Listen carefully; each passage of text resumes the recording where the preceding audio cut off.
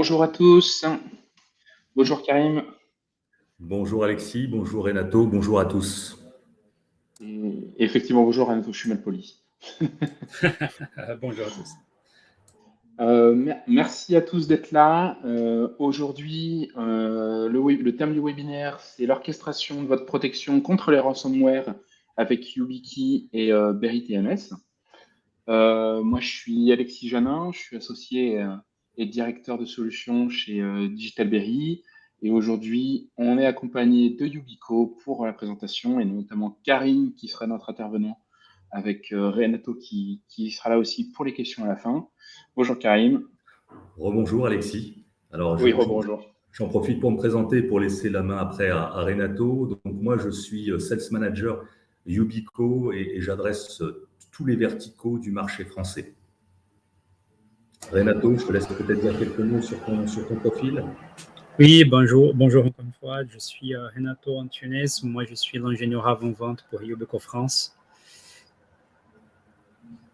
Merci Renato. Renato m'accompagne dans tous les sujets techniques en avant-vente auprès de mes clients, encore une fois, sur tous les verticaux, tous les secteurs d'activité. Je te repasse la main, Alexis. Oui, très bien. Alors, on va commencer rapidement pour ceux qui ne connaissent pas ou pas assez bien par présenter les deux entreprises. N'hésitez pas pendant toute la présentation à poser des questions. Vous avez un petit onglet en bas à droite pour poser les questions. On y répondra soit pendant la présentation, mais très certainement plutôt à la fin de la présentation. Donc, n'hésitez pas à poser les questions. Donc, pour commencer, DigitalBerry, on est une entreprise française, expert en confiance numérique. On est dans le métier de l'édition de logiciels depuis 2019. Avant, on avait un métier essentiellement d'intégrateur. Et aujourd'hui, plus de 40 clients nous font confiance. Nous, on est membre de l'association Exatrust, qui est l'association des PME de la cyber française, qui aujourd'hui a plus de 100 membres. Et on est référencé sur les plateformes d'achat telles que Gap ou CIH pour justement faciliter ces processus d'achat. Karim. Merci Alexis. Alors, Yubico est je vais la présenter en quelques mots. Yubico est une société suédoise, donc européenne, fondée en Suède en 2007. Ça a toute son importance que ce soit une société européenne parce que c'est quand même un marché avec des enjeux stratégiques en termes de sécurité. Et c'est pour la raison pour laquelle alors nous, on ne fait qu'une chose, on fabrique des clés d'authentification. On est le leader des clés de sécurité qui aujourd'hui est considéré comme le moyen le plus sûr pour sécuriser l'accès au poste de travail notamment. Et ces clés sont fabriquées en Europe et resteront fabriquées en Europe. D'ailleurs, nous avons sur la série 5 de nos clés des clés CSPN certifiées par l'ANSSI. Alors, c'est aujourd'hui plus de 400 employés dans le monde. C'est aujourd'hui plus de 20 millions de clés qui ont été vendues à travers le monde à plus de 5000 entreprises, tout secteur d'activité. On voit quelques exemples sur le slide. Vous pouvez voir notamment du Salesforce et du Google qui n'utilisent pas leur propre applicatif. Donc, c'est dire le niveau de sécurité. Je reviendrai plus en détail. On est véritablement sur tous les secteurs. Et un des points importants aussi que j'aimerais mentionner, c'est que nous avons créé le protocole FIDO, même si nous n'en sommes pas propriétaires. C'est pas un protocole propriétaire. Donc, le protocole FIDO U2F, nous l'avons co-rédigé en 2014 avec Google et nous avons rédigé le protocole FIDO 2 en 2018 avec Microsoft. Nous faisons partie du board de l'Alliance FIDO au même titre que Google, Microsoft ou qu'Apple qui nous a rejoint en 2020.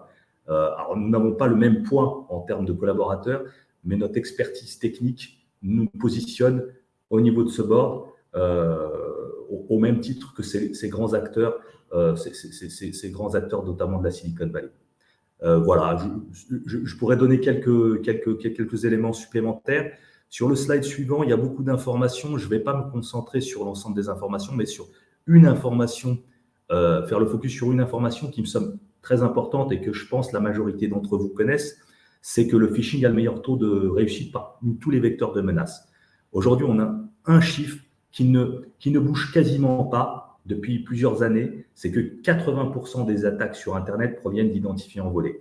Donc, quand on regarde cette typologie, on s'aperçoit, alors il y a des raisons à ça, mais qu'on n'a pas comment dire, on n'a pas des budgets de sécurité qui sont corrélés à ce chiffre-là. Il y a des raisons autres, mais je pense que ces budgets vont augmenter parce que la typologie des attaques même le nécessite. Et c'est en ça que la clé de sécurité, je le montrerai après, va devenir un outil que ce soit en termes de sécurité, bien sûr, mais aussi en termes d'expérience utilisateur. D'ailleurs, oui, juste pour commenter, c'est vrai qu'on voit aujourd'hui que le vol d'identifiant, ça touche vraiment tout le monde. Donc on parle beaucoup des hôpitaux en France qui sont pas forcément touchés que pour ça, mais c'est un des vecteurs quand même majeurs. Mais il y a aussi des acteurs comme l'ASPAS derrière moi qui est le vol d'identifiant était un des biais de l'attaque et même le principal vecteur. Donc c'est vrai qu'aujourd'hui, tout passe par là quasiment, quoi. Donc le chiffre de 80%, je pense que je vais donner un exemple. Qu'il sera minoré, quoi. Je vais donner un exemple, Alexis, puisque tu as embrayé sur le sujet.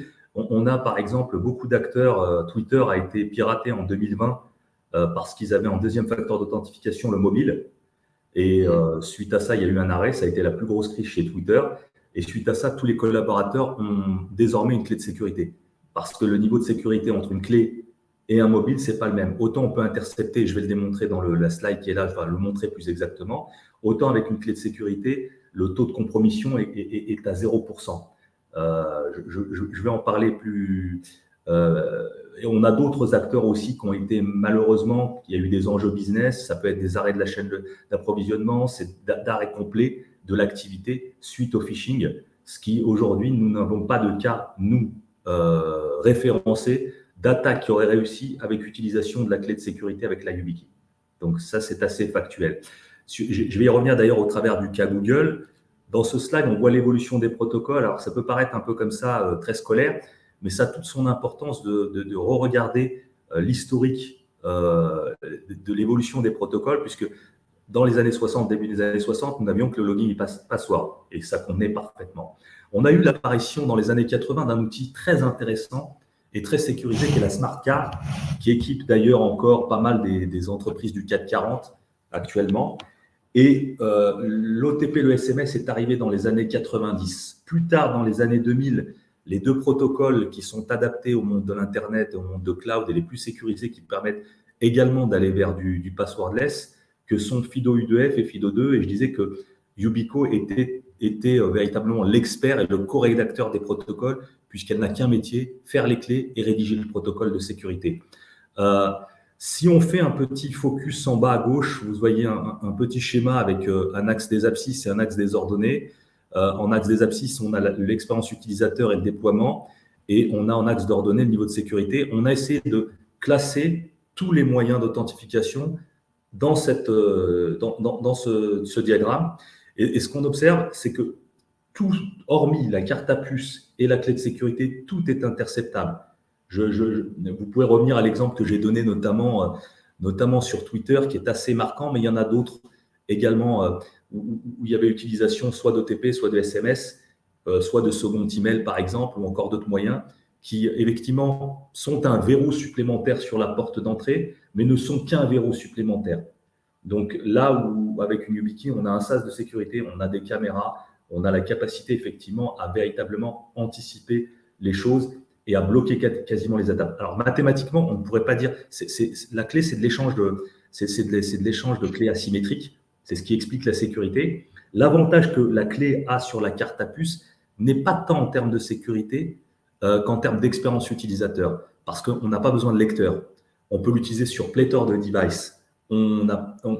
La clé, en ce sens, est beaucoup plus pratique parce qu'il suffit juste d'un port USB, ou alors d'ailleurs on peut l'utiliser en NFC sur les mobiles notamment, contrairement à la carte qui nécessite tout un attirail autour. Sans compter que la carte peut induire des coûts récurrents, des coûts de maintenance, des coûts de licence que la YubiKey ne présente pas. Donc aujourd'hui, c'est vraiment l'outil moderne. Et on a un exemple en Allemagne, BMW a sorti tout ce qui était RSA pour équiper plus de 150 000 clés, je crois, à travers le monde de YubiKey. Donc ça, c'est encore un exemple. Alors si on fait un focus, encore focus sur la clé, on a un élément sécurisé, critère commun niveau militaire, EAL6+, c'est encore une fois de la cryptographie asymétrique, c'est de l'IP68, c'est résistant à l'eau et à la poussière, il n'y a pas d'obsolescence programmée, c'est-à-dire même si vous la mettez dans l'eau à 10 mètres de profondeur, la clé fonctionnera toujours. Vous pouvez, dans des environnements hostiles notamment, c'est très intéressant en station partagée avec de la poussière, la clé résiste très très bien dans le temps. Slide suivant peut-être, Alexis. À moins que tu aies un commentaire. Ah, non, j'avais du mal à cliquer. Alors, vous voyez, pour ceux qui n'auraient jamais vu la clé, à gauche, on a les modèles de clés. Il n'y a que la clé biométrique qui n'est pas présentée sur ce schéma, sachant que le capteur que vous voyez au centre avec un Y, notamment sur les deux clés à la droite, sont des capteurs de présence physique et non pas des capteurs de biométriques. Nous avons des clés biométriques qui ont leurs particularités et que je pourrais éventuellement, dans d'autres rendez-vous avec vous, vous présenter. Donc, ce capteur de présence physique sert à marquer la présence d'un être humain derrière la machine. On peut, en FIDO ou en smart card, aller jusqu'au passwordless, c'est-à-dire se passer d'un login password, ou on peut l'utiliser en deuxième facteur d'authentification après le login et le password. Vous avez un petit endroit où on peut accrocher sa clé à ses clés de voiture ou à ses clés de maison. Et on a des taux de perte bien inférieurs à 5% parce qu'on ne perd pas ses clés de voiture. Ça peut arriver, ou ses clés de maison tous les jours. Donc, c'est aussi l'avantage. Et je pourrais même expliquer qu'en cas de perte, il n'y a aucun souci de sécurité. On peut faire des révocations, mais on pourrait rentrer dans le détail sur tous ces aspects de gestion. À gauche, vous avez des nanos. Les nanos, c'est intéressant à condition de rester de façon semi-permanente dans les postes. On va pas retirer une nano pour la mettre sur un device. Là où les clés de droite sont beaucoup plus adaptées quand on a un mobile, quand on a plusieurs PC et qu'on veut utiliser la clé sur ces différents matériels sans qu'il n'y ait une limite de matériel sur lesquels on peut utiliser une tablette, un mobile, plusieurs portables. Voilà. Si on fait un focus à droite, l'intérêt de la clé, notamment la série 5 qu'on voit, c'est qu'elle embarque tous les protocoles standards du marché. C'est-à-dire qu'on a de l'OTP, on peut faire de la carte à puce, on peut faire du chiffrement et de la signature au travers d'OpenPGP, on peut faire du FIDO2, du FIDO UDF. D'ailleurs, en carte à puce, on peut embarquer jusqu'à 12 certificats. Tout dépend de la taille du certificat. Sur des gros certificats, on est plutôt à 4. Mais avec 4 certificats, généralement par clé, on peut faire énormément de choses. La clé est multi-protocole, multi-OS. Pour revenir au protocole, ce qui est intéressant, c'est que dans un système d'information hétérogène, et aujourd'hui, l'ensemble des systèmes d'information sont assez hétérogènes, on peut par exemple se connecter ou faire une ouverture de session selon un protocole, par exemple FIDO, se connecter à un VPN selon un protocole PIV et peut-être se connecter à un applicatif métier selon un protocole OTP. Et ça va se faire en totale transparence. Et l'intérêt, c'est que quand vos applicatifs changent de protocole et deviennent compatibles, imaginons que vous aviez un applicatif particulier qui était en smart card et qui passe en FIDO, il n'y a pas besoin de changer la carte. Un simple paramétrage permettra de bénéficier de tous les avantages du FIDO sans avoir besoin de changer la clé. Encore une fois, il n'y a pas d'obsolescence programmée. C'est un système vertueux et encore une fois aussi, même dans la manière de commercialiser la clé, on n'est pas sur des choses récurrentes. Alors peut-être le slide suivant. Je suis peut-être un peu long, Alexis. Non, c'est moi qui dois cliquer 2 fois. Alors, les enjeux métiers. On voit que sur les enjeux métiers, on a différents use cases. On peut être sur du compte à privilège, on peut être sur du mobile restreint, des postes partagés, de la mobilité et du télétravail. Bon, et on voit les applicatifs, on a des milliers d'applications qui sont compatibles. On voit qu'on peut faire soit de l'ouverture de session, de l'application web, du VPN, de l'IAM, Identity Access Management, du PAM, Privilege Access Management. Si je me focus sur les IAM, ils sont quasiment, et les VPN, ils sont quasiment à 90-100% compatibles FIDO, ce qui peut nous permettre d'avoir réellement une expérience passwordless totale, où là, on n'a plus ce cauchemar de gérer ses mots de passe. C'est pas forcé, mais c'est quand même, et on peut le faire par étapes aussi. On peut intégrer les clés comme deuxième facteur et ensuite évoluer vers le passwordless naturellement quand les équipes se sont appropriées les clés. Donc, vous voyez, il y a en IAM, on a des marques en VPN, on voit du Palo Alto, du Systentia, du Fortinet. On est FIDO2 ready avec Fortinet depuis le 30 septembre 2021. Je me souviens de cette date-là, parce que j'étais en meeting avec eux justement. Et vous voyez, sur les PAM, voilà, on a du CyberArk. C'est des cas qui reviennent assez souvent. Slide suivant, Alexis.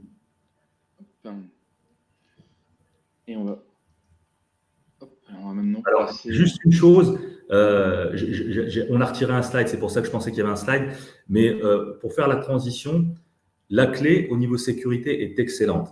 Mais dès qu'on commence à être en gestion de projet, à plusieurs centaines, plusieurs milliers de clés, la complémentarité avec un outil comme BerryTMS prend tout son sens. Parce qu'on va exploiter la clé, on va utiliser la clé de façon optimisée dans la gestion du cycle de la clé. Alors, si vous avez 10 clés ou 20 clés, ce n'est pas la peine d'avoir BerryTMS.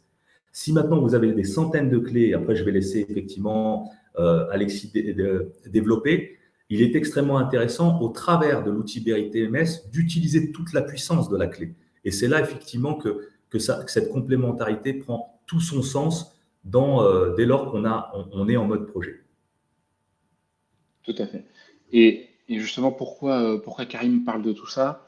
En fait, on va dire le mode projet, au début, on va dire, de la vie de la YubiKey sur le marché d'entreprise, était souvent limité à des périmètres d'administrateurs qui étaient finalement des périmètres réduits, avec des gens initiés à toutes les notions de sécurité et donc à des assets de sécurité comme la YubiKey.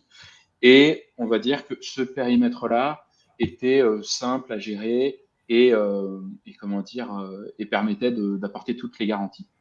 Quand on va vouloir monter à l'échelle, quand on va avoir des utilisateurs qui sont néophytes sur tous ces aspects-là, on va avoir besoin pour optimiser aussi l'expérience utilisateur, pour simplifier les processus et pour les sécuriser quand on va être dans un monde comme aujourd'hui, post-Covid, où on mélange la présence physique et le télétravail, avoir besoin d'une solution de gestion. Donc, comme le disait Karim, quand on parle de protection pure contre les ransomware et donc le vol d'identité, peu importe le cas, peu importe le nombre, c'est la YubiKey qui vous apporte la protection, clairement. C'est elle qui stocke de manière sécurisée vos identifiants, vos authentifiants. Donc, peu importe le type, puisque vous avez vu que tous les types sont supportés, donc vous pouvez commencer dès aujourd'hui avec les types que vous avez en place dans l'entreprise et migrer plus tard avec les autres types d'authentifiants plus modernes. Donc, souvent, c'est des projets que vous avez très certainement en roadmap. Rien ne sert d'attendre, puisque vous avez déjà en fait une protection plus importante aujourd'hui avec les authentifiants que vous utilisez. Par contre, quand on estime à peu près 100 personnes ou 100 clés, ça dépend du contexte. Pour certains, 100, c'est très simple à gérer parce que leur contexte le permet. Pour d'autres, c'est déjà compliqué. Ça va être l'expérience de chacun. Seul vous pourrez nous le dire. C'est une estimation, on va dire, d'après l'expérience qu'on a, où à partir de 100 clés, BerryTMS va être nécessaire pour justement optimiser, simplifier, fluidifier la gestion de vos YubiKey. Donc, qu'est-ce que ça va vous apporter, BerryTMS? En gros, gagner en sérénité, ça c'est le premier aspect. Déjà, il va être hyper important quand on monte à l'échelle d'avoir une vision complète de son parc. Là, on peut le voir ici sur un exemple de capture. Le listing de tous les tokens est hyper important. Donc, les tokens, ça va être déjà leur numéro de série. Vous avez un numéro de série qui est inscrit physiquement sur la clé et qui est aussi numériquement celui qui est présenté par la clé. Donc, vous avez ce lien qui est fait entre le physique et le numérique. Donc, quand vous trouvez une clé par terre, avec son numéro dessus et grâce à BerryTMS et son listing, vous pouvez retrouver à qui elle appartient. Déjà, c'est facile d'aller la redonner à quelqu'un. Donc ça, c'est hyper important. Vous allez aussi pouvoir, avec cet inventaire, avoir un suivi du statut des clés, parce qu'elles ne vont pas tous être dans le même état. Certaines, vous venez de les rentrer en stock, d'autres, vous les avez envoyées à des personnes pour initialisation, et d'autres sont déjà actives. Donc vous avez différents statuts, vous allez vouloir gérer et monitorer tous ces différents statuts pour pouvoir relancer les gens, les accompagner, et que l'expérience soit la meilleure possible. Une fois que vous avez ça en place, donc déjà c'est une première étape, hein, quand on a un gros parc, ça va vraiment être notre premier objectif. d'un point de vue général, hein, quand on a un asset de sécurité à gérer en quantité, on a besoin de cet inventaire et de cette visibilité. C'est vrai pour les YubiKey et c'est vrai pour tous les autres types d'authentifiants. Ensuite, on va avoir besoin de gérer le cycle de vie de la YubiKey. Le cycle de vie de la YubiKey, il est fortement lié à une expérience humaine, puisque c'est un objet matériel que des personnes manipulent. Et donc, il peut arriver tout ce qui peut arriver dans la vie de tous les jours. Je le perds, je me le fais voler, il y a eu un problème quelconque. Tout ça, c'est des choses qu'il faut gérer. Donc, le problème, ça peut être j'ai bloqué ma YubiKey, parce que tout comme une carte à puce, enfin une carte bancaire, quand vous allez vous tromper un certain nombre de fois, vous allez bloquer votre clé et donc il va falloir passer par des procédures de déblocage. Et donc ça, vous avez le choix en fonction, encore une fois, de votre quantité. Soit vous allez gérer cette procédure-là manuellement avec votre parc d'administrateurs classique et votre support, soit vous avez une solution qui va vous simplifier et optimiser l'expérience avec BerryTMS. Ensuite, comme l'a dit Karim, c'est des clés qui n'ont pas vocation à être remplacées, puisqu'elles ont déjà tous les protocoles modernes et les anciens protocoles que vous utilisez déjà. Elles supportent déjà tout. Il n'y a pas d'obsolescence. Donc, il va falloir aussi accompagner l'évolution de vos usages dans le temps. Et c'est en ça que BerryTMS est important, c'est qu'il va aussi vous accompagner pour gérer vos différents types d'authentifiants. Et donc, quand vous allez vouloir activer des nouveaux types d'authentifiants, vous allez faire ce paramétrage sur BerryTMS pour ensuite demander à toute votre population d'utilisateurs concernés de faire la mise à jour et de passer sur les nouveaux authentifiants.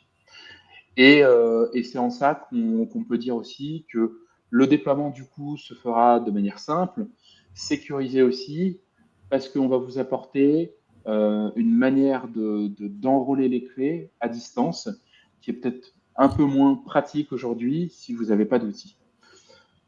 Donc n'hésite pas, Karim, si tu as un commentaire. Hein. Je veux illustrer un petit peu tout ça avec un exemple concret de processus, notamment sur le processus d'enrôlement. Comment ça va se passer un processus d'enrôlement? Premièrement, vous allez de toute façon recevoir vos YubiKey. Donc vous les commandez, Yubico vous les envoie, vous les recevez. Donc là, vous avez du matériel. Pour l'instant, aucun lien avec la partie logicielle. Et on va déjà commencer par vouloir refaire ce lien.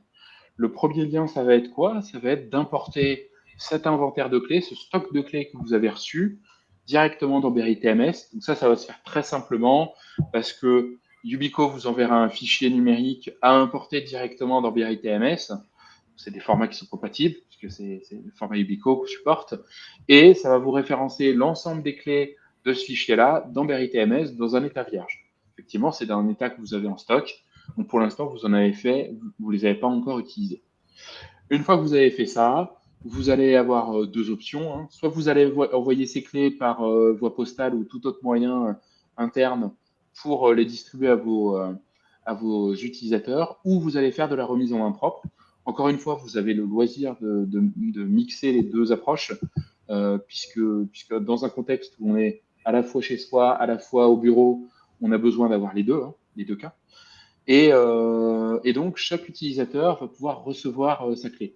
Ce qui est très important, c'est que vous n'avez pas besoin au préalable de déclarer quelle clé va être détenue par telle ou telle personne. C'est très important parce que imaginons que vous vous trompez dans l'envoi, vous allez avoir un souci parce que d'un point de vue logistique, il faudra renvoyer la clé ou alors faire une opération de changement sur la solution, ce qui est jamais très pratique et qui optimise du coup pas l'expérience utilisateur. Donc là, vous envoyez les clés sans lien avec l'identité. Et ensuite, l'utilisateur, quand il va recevoir sa clé, il va pouvoir l'initialiser à distance. C'est-à-dire que qu'il soit en présentiel dans vos bureaux ou qu'il soit chez lui, toujours avec les mêmes moyens que vous lui mettez à disposition, il pourra faire cette initialisation qui sera démarrée au travers d'un navigateur web. Donc c'est une chose simple que tous vos utilisateurs utilisent tous les jours pour se connecter aux différents applicatifs, voire même aller sur des applications personnelles. Et donc, on ne change pas l'expérience utilisateur là-dessus. Ensuite, on se servira du navigateur pour faire le lien simplement avec le poste de travail et donc la YubiKey pour initialiser la YubiKey telle que décrit dans vos politiques. Les politiques, c'est des choses que vous configurez dans VerityMS qui décrit un ensemble d'éléments, comme par exemple quels sont les authentifiants qu'on va activer, quelles sont les contraintes qu'on va mettre sur la YubiKey, comment je vais personnaliser les secrets d'administration, et est-ce que je mets, par exemple, est-ce que je contrôle une complexité sur mes pins ou différents secrets. Donc ça, c'est vraiment tout le canevas en fait qui va être initialisé sur la clé. Une fois que cette opération est faite par l'utilisateur, vous allez pouvoir, en tant qu'administrateur, recevoir des notifications, valider ou pas les enrôlements. Ça, c'est toujours au choix dans le paramétrage. Et à la fin, l'utilisateur va pouvoir installer tous les moyens d'authentification. Des fois, ça se fera automatiquement à l'initialisation parce que c'est un secret partagé, par exemple sur un OTP. Et des fois, ça nécessitera de faire valider par une tierce partie les authentifiants, notamment par exemple dans le cas du certificat numérique, où il va devoir être signé par une autorité émettrice, une autorité tierce. Donc là, dans une deuxième phase, quand l'autorité aura émis le certificat, on va pouvoir installer les moyens d'authentification sur la YubiKey pour ensuite avoir une YubiKey qui est active et prête à l'emploi que je peux utiliser dans mes différents applicatifs. Donc ça, c'est un exemple pour illustrer ce que va vous apporter VerityMS. Bien évidemment, on va adresser tous les autres cas que j'évoquais tout à l'heure sur le déblocage, comment dire, d'autres types d'enrôlement. Et tout ça, on pourra vous l'illustrer au travers d'une démonstration, au travers d'un nouveau rendez-vous, que ce soit avec Karim, avec nous ou avec les deux en fonction de le projet que vous avez. Et donc, n'hésitez pas, après ces webinaires, à revenir vers nous pour demander des démos personnalisées et qu'on puisse justement adapter toute cette démonstration à votre contexte. Je vais m'arrêter là pour vous laisser un peu d'espace pour les questions. J'ai vu qu'il y avait déjà quelques questions, donc je préfère qu'on s'arrête là. Si vous n'avez pas encore posé vos questions, allez-y. On va commencer par répondre aux premières questions. Et vous avez tous nos contacts ici si vous souhaitez nous contacter a posteriori. Juste un petit mot, Alexis. Juste oui. un petit mot. Déjà, merci, effectivement, merci à tous. On n'a pas voulu que le format soit trop long. Merci. Je vois que Vivien et Sébastien sont sur le call. Donc, je les salue. Je salue tout le monde. Et juste pour dire que Digital Berry est un acteur européen et français. Et ça peut être important, notamment Vivien et Sébastien comprendront, que ça peut être important d'avoir une maîtrise totale au travers d'acteurs européens et d'acteurs aussi français sur des sujets aussi importants et aussi stratégiques. Donc voilà, ça c'était un petit élément que je pense qui est important de rappeler que Digital Berry est français et que c'est une belle entreprise qui propose une vraie solution. Et merci Karim pour le petit commentaire. Justement, par rapport aux personnes que tu citais, une question qui venait, alors c'est plus qu'une question, c'est plutôt un commentaire. Je vais répondre sur la première partie parce que je vais laisser l'expertise Fido de votre côté et sur mon côté Renato. Sur la notion d'interceptable, il y avait un commentaire comme quoi Fido 2 était interceptable dans certaines conditions, contrairement au smart card, et que le protocole pour l'instant avait été mis à jour pour ça. Je ne sais pas du tout vous répondre là-dessus. Par contre, ce que je sais vous dire, c'est que effectivement, quand vous avez ce type de solution, que ça soit la YubiKey ou que ça soit VerityMS, quand vous avez un protocole qui peut-être a des faiblesses, tout l'intérêt, c'est que vous avez toute la latitude de passer sur autre chose. Donc, la YubiKey supporte d'autres types d'authentifiants, peut-être certains qui ont plus de durée de vie, qu'on connaît mieux. Et VerityMS aussi peut accompagner sur la configuration de différents authentifiants. Et donc, si vous considérez que c'est un risque pour votre entreprise, ce protocole-là, vous avez toute latitude à commencer par un autre et migrer ensuite, une fois que la correction que vous souhaitez est apportée, sur ce protocole-là.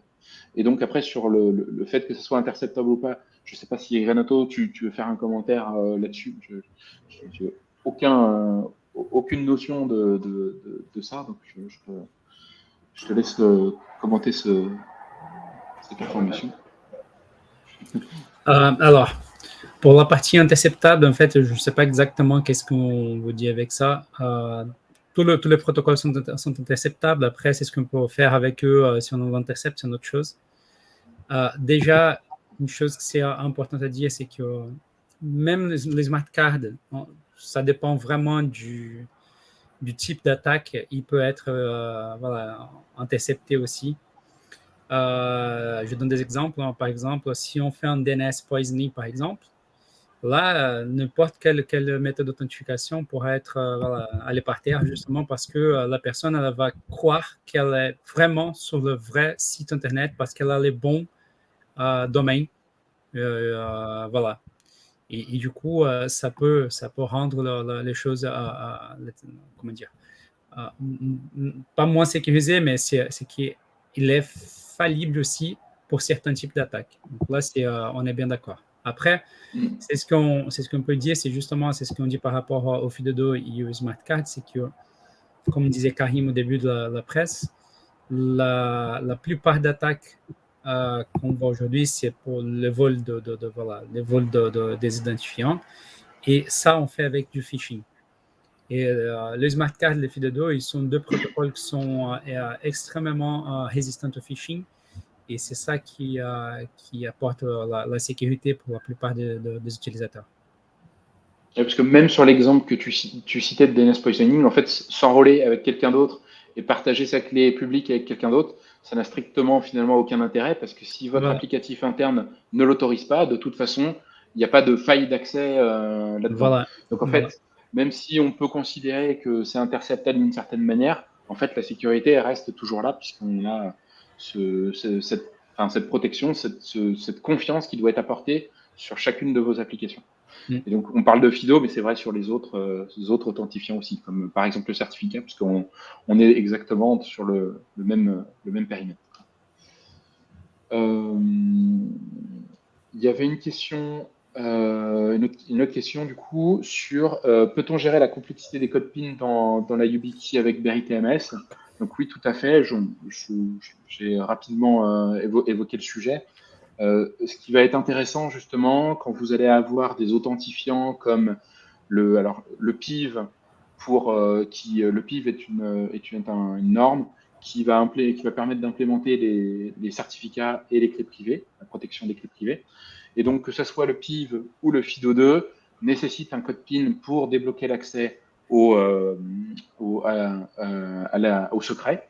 Et dans ce cas-là, effectivement, il est intéressant de pouvoir gérer la complexité du PIN pour guider vos utilisateurs dans le choix d'un PIN fort qui n'est pas 1, 2, 3, 4, et qui n'est pas leur date de naissance, qui n'est pas chaque entreprise aura sa stratégie. En tout cas, vous aurez la possibilité de le configurer. Et par exemple, quand on parle de ces authentifiants, ça qui est aussi important à voir, c'est que si vous perdez la clé et que vous utilisez du PIV ou du FIDO2, en fait, la clé reste inutilisable tant qu'on n'a pas le bon code PIN. Et tout comme votre carte bancaire, quand vous la perdez, quelqu'un qui souhaite l'utiliser a besoin du code PIN pour pouvoir débloquer les secrets. Donc, en fait, comme il n'y a que 3 tentatives ou 6 tentatives, ça dépend, on configure ce qu'on veut, en tout cas sur la YubiKey, la protection reste intacte. Donc, on n'a qu'une partie du secret et c'est ça qu'on appelle de l'OTAN forte et ça ne permet pas d'accéder. C'est en ça que la protection contre les ransomware est au maximum de ce qu'on sait faire aujourd'hui. Et c'est pour ça, justement, que tout le monde s'équipe de YubiKey. Je peux me permettre de donner un exemple. Le CERN a mené un audit et a fait des fausses attaques de phishing pour voir un peu comment réagiraient les collaborateurs. Il y a 1800 collaborateurs qui sont tombés dans le piège. Ça peut nous arriver à tous. Hein. Il y a des raisons, y compris moi qui travaille dedans. Donc 1800, suite à ça, ils sont en train de déployer de la YubiKey. Donc voilà, c'est un exemple sur le fait qu'aujourd'hui, et juste un petit exemple, on parlait de Google, que nous, on a équipé du sol au plafond, c'est un exemple que je cite souvent, parce qu'ils ont 2 clés, et parce que Google, depuis 10 ans, mathématiquement, on ne peut pas dire qu'on est à 0. Mais dans la réalité, quand on regarde l'écosystème de Google, collaborateurs plus l'écosystème, on est à 300 000 utilisateurs depuis 10 ans, aucune attaque n'a abouti depuis qu'il y a utilisation de la clé de sécurité.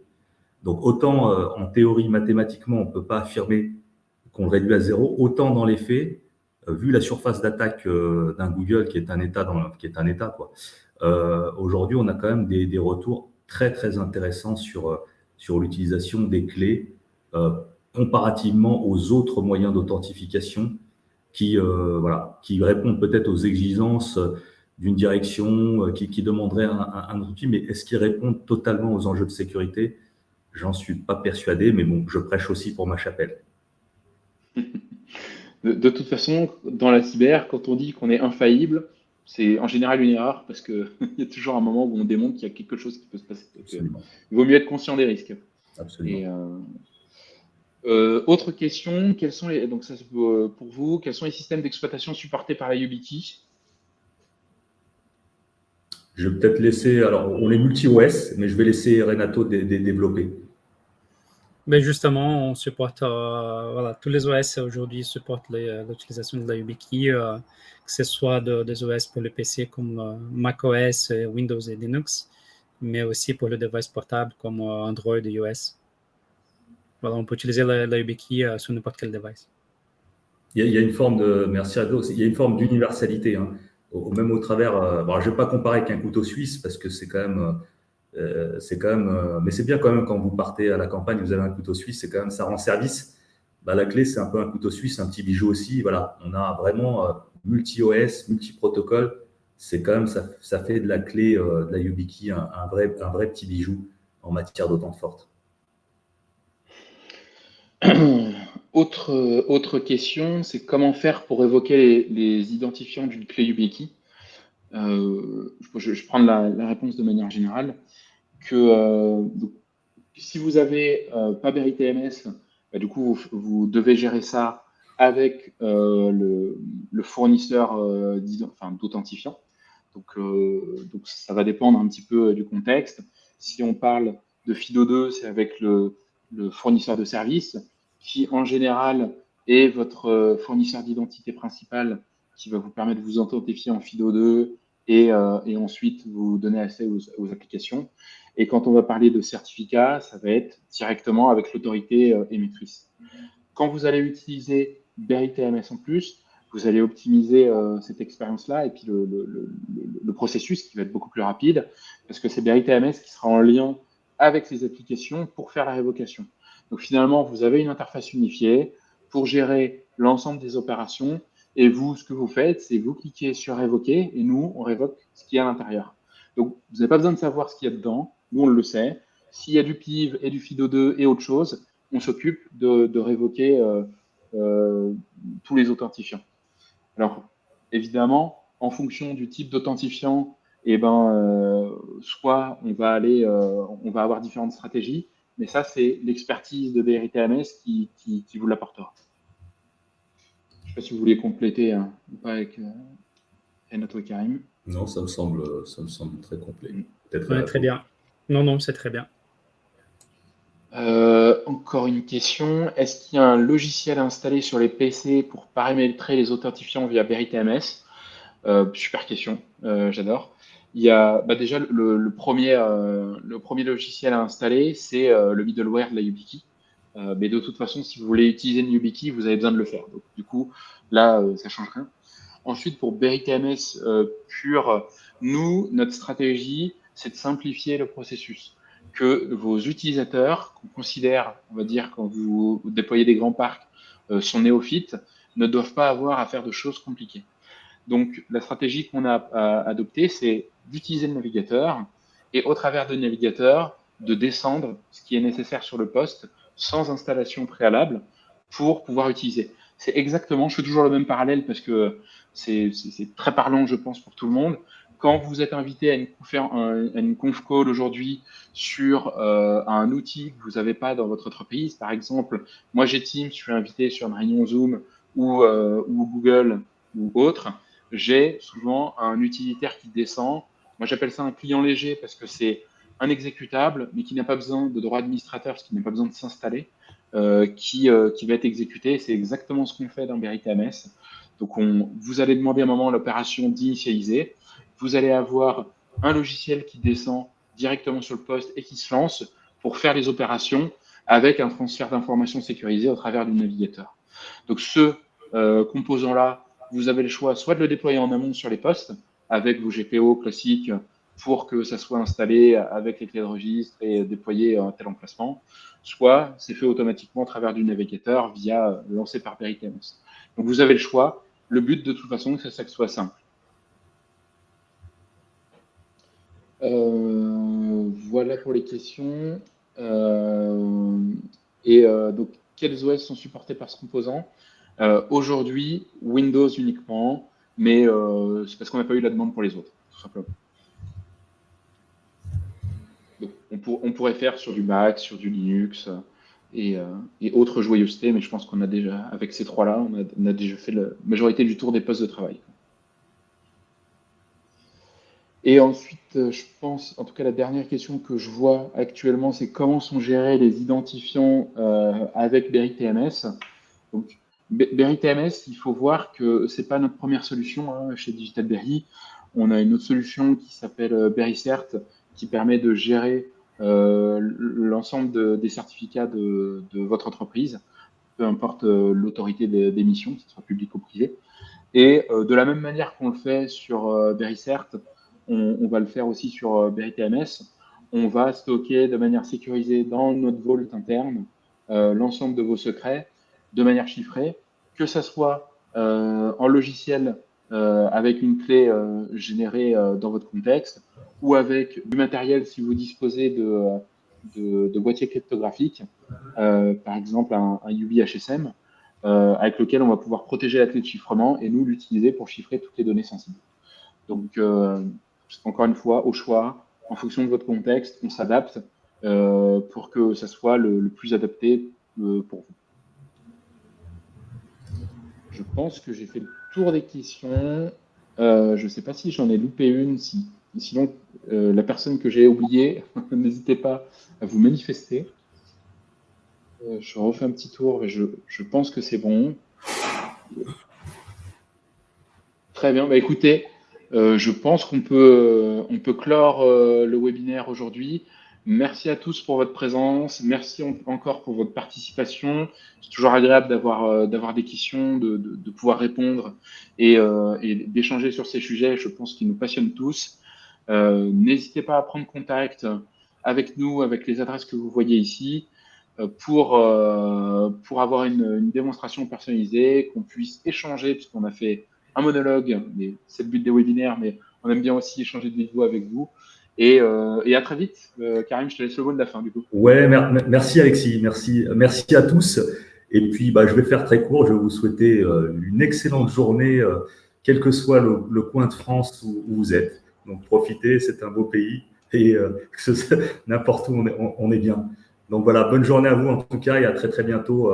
Et n'hésitez pas sur des meetings plus sur vos use cases ou sur vos problématiques. On essaiera d'y répondre ensemble avec Alexis et Renato. Merci en tout cas. Merci à tous et bonne Merci, journée. bonne journée. Merci. Bonne journée à tous.